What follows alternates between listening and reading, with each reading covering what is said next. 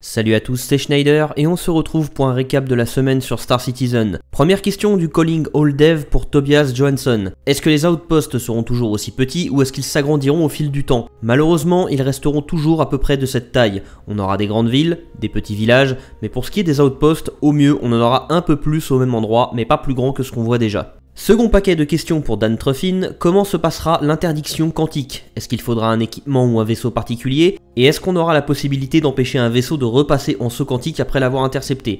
Alors, ils veulent effectivement introduire dans le jeu des composants qui stopperont les sauts quantiques bien plus rapidement qu'en faisant des dégâts. Et si jamais il y a un hypothétique vaisseau interdicteur, il sera encore plus efficace. Mais ils veulent quand même que cette mécanique de gameplay soit accessible à tout le monde. Donc on pourra empêcher un vaisseau de passer en saut quantique en lui infligeant assez de dégâts pendant la phase préparatoire du saut. Le moteur de saut quantique d'un vaisseau aura une quantité de dégâts qu'il pourra encaisser avant d'abandonner une tentative de saut. Mais espérez pas non plus stopper le saut d'un Idris en tirant dessus avec un Aurora équipé d'armes conventionnelles. Pour ça, il faudra des armes spécialisées. Petite parenthèse spéculation, mais j'imagine que c'est typiquement le genre d'arme qui sera illégal et qu'on trouvera que chez la police, l'armée ou les pirates. Pour ce qui est de l'interdiction en elle-même, ça sera possible grâce à un dispositif qu'on lâchera dans l'espace et qui déploiera un champ de force sur une large zone dès qu'il sera activé. Si vous passez à travers cette zone, vous serez alors expulsé de votre saut quantique et vous pourrez plus ressauter, à moins de sortir de la zone, de détruire le générateur de champ de force, ou que ce champ de force finisse en panne de batterie. Et c'est là que ça devient drôle. Ceux qui vous auront tendu ce piège ne pourront pas s'enfuir en saut quantique, car ils seront également dans le rayon d'action du champ de force. Donc ça sera un peu une partie de cache-cache, parce que vous saurez pas ce qui va tomber dans votre piège. Si votre groupe est composé de 3 Mustangs et 2 Aurora et que vous interceptez un freelancer rempli de marchandises, ça ira peut-être. Si c'est 3 Idris armés jusqu'aux dents, ça sera une autre paire de manches. Pareil, je pense que c'est encore une fois un équipement illégal réservé aux forces de l'ordre. Troisième question pour Rob Reiniger concernant les travaux en cours sur les hangars. Ils sont surtout occupés à rendre les vieux hangars modulaires pour pouvoir les intégrer plus facilement sur les astéroïdes, les planètes, les stations spatiales, les villes, etc. Ils aimeraient finir ça pour la fin de l'année avec les premières villes, mais c'est pas sur la roadmap pour une bonne raison. Dernière question, toujours pour lui, comment vont se concrétiser les mécaniques de réparation en 3.3 alors qu'aucun vaisseau de réparation n'est prévu pour cette année? Donc effectivement, du coup, les réparations se feront via des drones contrôlés manuellement ou via un pistolet multifonction.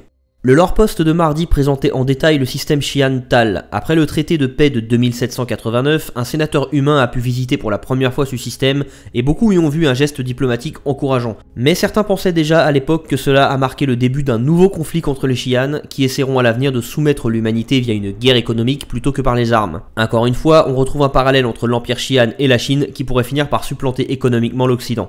Le système Tal est aux Xi'an ce que le système Stanton est à l'humanité. Chaque planète a ses spécialités, donc les transporteurs de marchandises devront bien les connaître avant de s'y rendre, d'autant plus que les besoins de matières premières varient constamment. Pour réaliser plus de profit, il est recommandé aux marchands de bien étudier le cours des matières demandées avant de s'y rendre, et au retour, de ramener des produits Xi'an qui se vendent bien dans l'UE. Plus inhabituel, chaque planète a son code couleur prédominant dans l'architecture, à tel point que la vue des visiteurs humains devra prendre quelques minutes pour s'adapter à l'environnement et que l'atterrissage en mode manuel est fortement déconseillé. Tal 1 est trop près de son astre pour être colonisé, les Xi'an ont bien essayé d'y chercher des ressources, mais ils n'ont rien découvert. Tal 2 est le centre technologique du système. L'activité des usines de vaisseaux spatiaux ne s'arrête jamais, si bien que les humains l'ont appelé la ruche. Certains humains peuvent y vivre à condition d'avoir un permis de travail en règle. MISC s'y est récemment établi pour faciliter leur partenariat avec les Xi'an, et c'est sur cette planète qu'ils ont développé les systèmes embarqués de leur nouveau modèle de Reliant.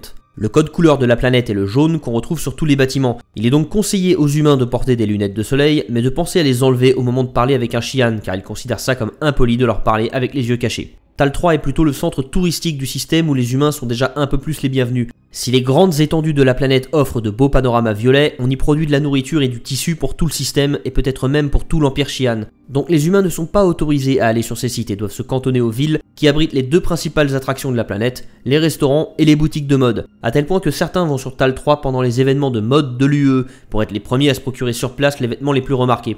Tal 4 est la planète la moins accueillante du système et est surtout un centre industriel. Il y a bien des affaires à y mener avec les raffineries et les usines de production aux couleurs vertes, mais à part ça, son seul intérêt est de pouvoir y trouver des restaurants plus authentiques et moins touristiques que ceux de Tal 3. Et pour rendre le tout encore moins attirant, les pluies y sont acides. Tal 5 est un autre centre industriel spécialisé dans la fabrication d'armes, et c'est du coup un excellent endroit où s'en procurer. Il y a très peu de criminalité grâce aux importantes forces armées Xi'an sur la planète, qui veulent à tout prix éviter des conflits avec les humains. Son code couleur est le orange. Tal 6 est la planète responsable de la décision des Xi'an de dédier le système à la production car elle était à sa découverte remplie de ressources. Aujourd'hui, on n'y trouve presque plus rien, mais les militaires Xi'an la surveillent de près, ce qui amène certains humains à croire que c'est plus qu'un ancien site minier abandonné. Enfin, Tal 7 est une géante gazeuse dont la particularité est d'être parsemée de nuages ayant les couleurs des 4 mondes habités cités précédemment.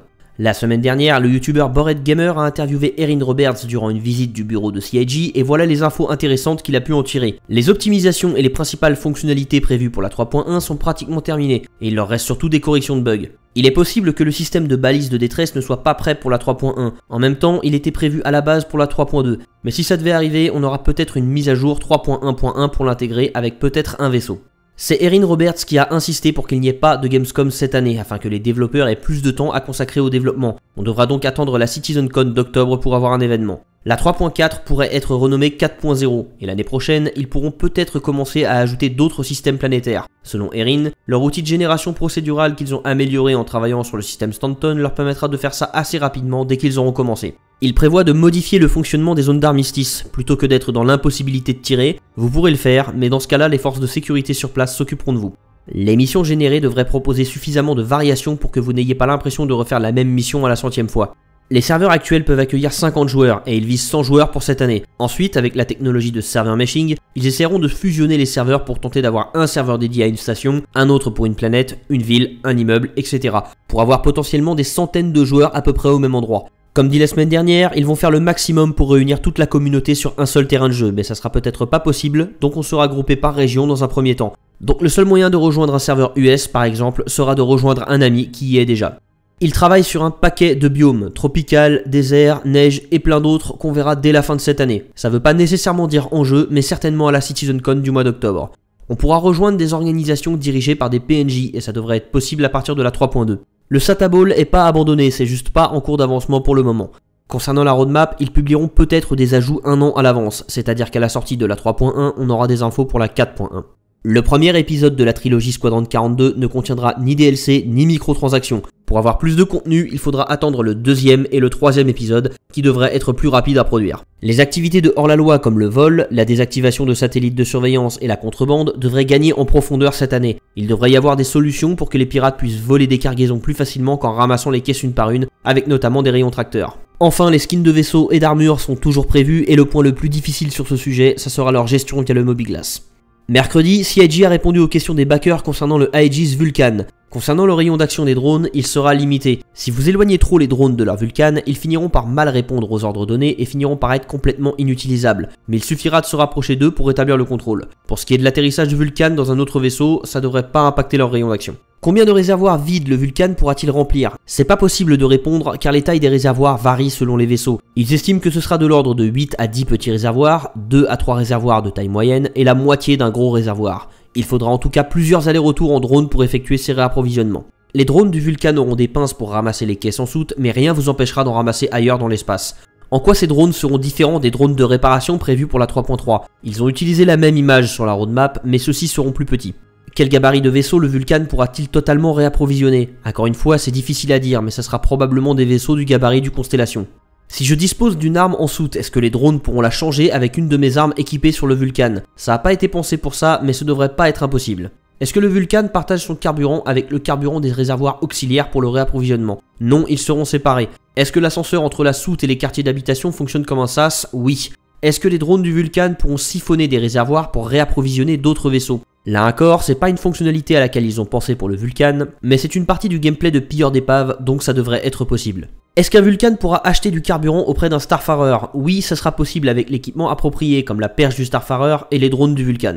Les pinces des drones pourront apparemment leur permettre de pousser ou tirer de petites charges, mais pas non plus de remorquer des vaisseaux en s'y mettant à plusieurs. Est-ce que 12 unités de cargo, c'est pas trop peu pour réapprovisionner un vaisseau en munitions? Encore une fois, ça dépend du type de munitions emportées. 12 unités de cargo font environ 20 mètres cubes, et ils pourront peut-être augmenter ça. Est-ce que les drones travailleront aussi bien en atmosphère qu'en 0G? Oui. Au moment de réparer un vaisseau, comment on saura ce qui a besoin d'être réparé et où? À quoi ressemblera l'affichage pour nous l'indiquer? C'est quelque chose qu'ils présenteront plus tard avec les mécaniques de pillage. Est-ce qu'on devra prévoir beaucoup de pièces de rechange pour réparer efficacement tous les vaisseaux? Oui, ça fera partie de la vie de pilote de Vulcan de toujours être à l'affût des sources de pièces de rechange et de gérer son stock. Libre à vous ensuite de vous équiper avec des pièces très génériques ou plus spécifiques ou un peu des deux. Est-ce qu'on pourra piloter les drones du Vulcan via le Mobiglass? Normalement non. Enfin, est-ce qu'on pourra opérer avec le Vulcan sur des véhicules terrestres? Oui.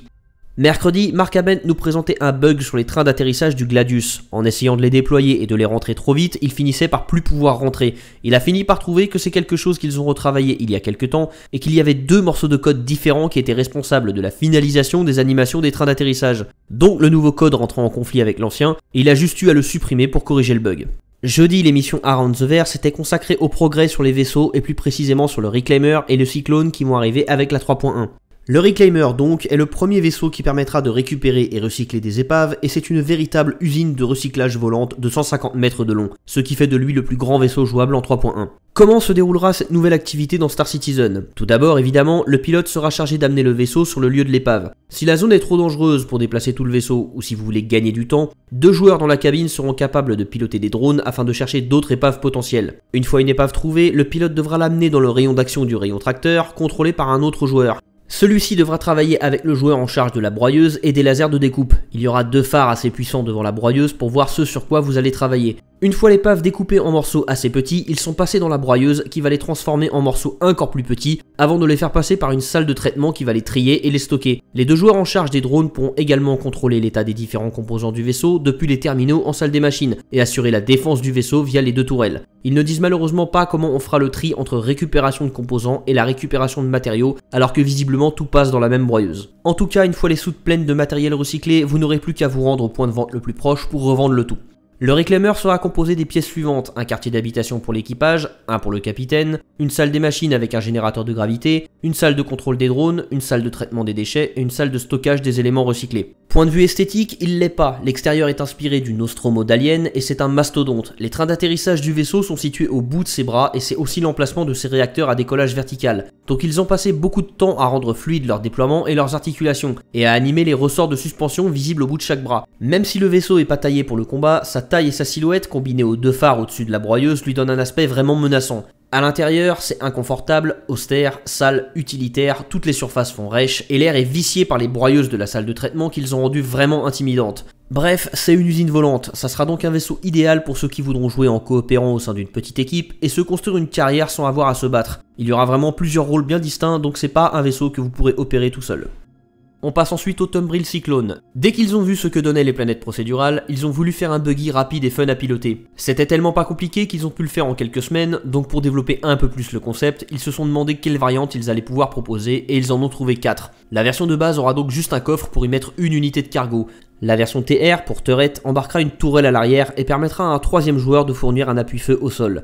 La version RC, pour Racer, disposera d'un système d'injection modifié pour permettre au conducteur de déclencher des boosts. La version RN, pour Recon, disposera d'un radar plus puissant pour scanner une plus grande surface autour du véhicule.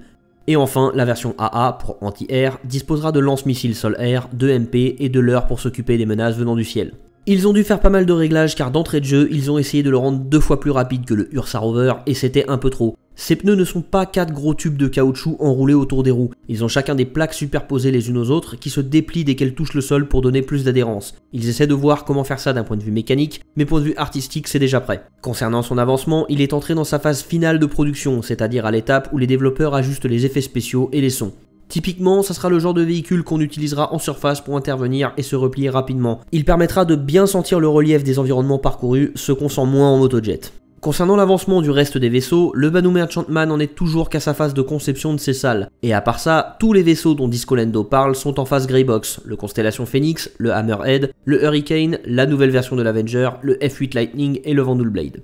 Vendredi, l'émission Reverse the Verse recevait Jim Martin et malgré le fait qu'on n'ait rien appris, c'était vraiment cool à regarder. Il a eu la chance de travailler très jeune comme assistant de production au département artistique de la série Star Trek Deep Space Nine, où il a créé un paquet de designs de vaisseaux, notamment celui du Defiant. Ensuite, il a bossé sur Starship Trooper, et c'est lui qui a fait le design du Roger Young, des navettes de débarquement et les armures des fantassins. Il a aussi bossé sur Mission to Mars, Alien, Matrix Reloaded, Spider-Man, Captain America, les Chroniques de Riddick. Bref, vous ne connaissiez peut-être pas ce monsieur jusqu'à maintenant, mais il a sûrement influencé votre imaginaire en termes de science-fiction. En 2011, il bossait sur le remake de Robocop à Hollywood quand il a reçu un mail de Chris Roberts qui lui proposait d'imaginer des vaisseaux pour son futur projet de jeu vidéo. Chris l'a invité à déjeuner, il lui a déballé l'idée du projet et Jim a adoré. Et comme faire des designs de vaisseaux, c'était sa grande passion depuis tout gamin, il a dit oui. Bon, comme je l'ai dit plus tôt, on n'a rien appris dans cette émission, mais c'est vraiment très plaisant de voir ce type parler de son travail sur Star Citizen pendant qu'on voit les premiers concepts du Vandal Sight, du Freelancer, du Cutlass, du Herald, du Hulsey, du Caterpillar et de l'Endeavour. Si vous êtes un artiste et que vous aimez Star Citizen, c'est vraiment un épisode fait pour vous. Samedi, CIG a mis à jour sa roadmap pour la sortie de la 3.1. Comme dit plus tôt dans la semaine, les vaisseaux et les optimisations ont bien progressé, mais avec la mise à jour qui doit sortir dans 2 semaines, tous les vaisseaux ne seront peut-être pas prêts. Le système d'appel de détresse est effectivement un peu à la bourre, et il sera du coup peut-être décalé à la 3.2. Pour finir, le projet vient de dépasser la barre des 180 millions de dollars, et il manque moins de 4000 joueurs pour atteindre la barre des 2 millions de citoyens. C'est la fin de cette vidéo, et j'espère qu'elle vous a plu. Sur ce, je vous dis à samedi prochain, et d'ici là, portez-vous bien, citoyens.